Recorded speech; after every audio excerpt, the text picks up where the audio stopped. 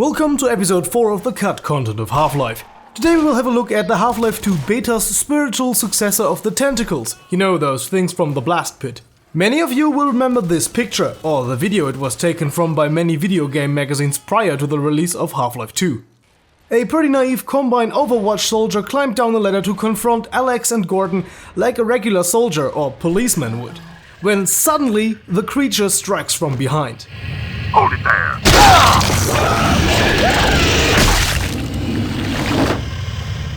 At the 2003 E3, Valve introduced us to this alien called the Hydra. A worm-like creature that was to be a massive colonial organism made out of 3 neon blue tentacles that went up to the surface.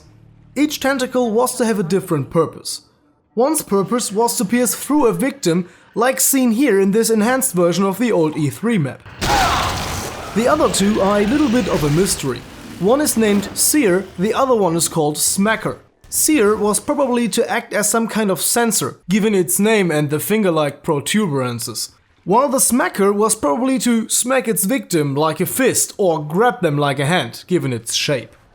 Its body was to be made of luminous, gelatinous, transparent flesh with organs clearly visible.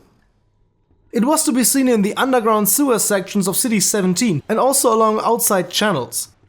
Seeing it only emerge from water and wet surfaces, with the exception of this test map, could suggest that this alien lifeform was to be bound to water and cannot survive on dry land. Ken Birdwell was responsible for the Hydra's coding and AI development. It was sort of his pet project, and for the book Half-Life 2 Raising the Bar, he contributed a little story about it. The Hydra was my pet feature, a monster I wanted from the start. We designed whole areas of the game around it. I personally spent about 6 months on and off getting all the movement algorithms and physics to a working state. Everyone was pretty skeptical it was even possible when I started, so I kept it a pretty low profile. But once I got some of the early rough AI drafts up and running, people would sneak one into a map and check it out, and get all excited about it and start pushing me to hurry up and finish it. However, the closer it got to being done, the more its fatal flaw became clear. It was amazingly cool to see it fight other characters, but it was zero fun to play against it in first person.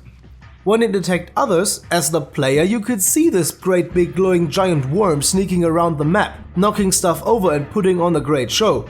But when it attacked you, the player, you'd just see a nondescript blob doing something vague, then you'd be dead.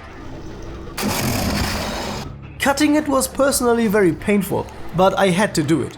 When a design just isn't working, it just isn't working. I'd still like to see it in the Half-Life universe somewhere, maybe rethink its AI more along the lines of an antlion. That's it for today. Do you have any thoughts on this cut Half-Life monster? I would like to hear them, so see you in the comment section down below. Till next time, have a nice day, and as always, goodbye and guten Tag.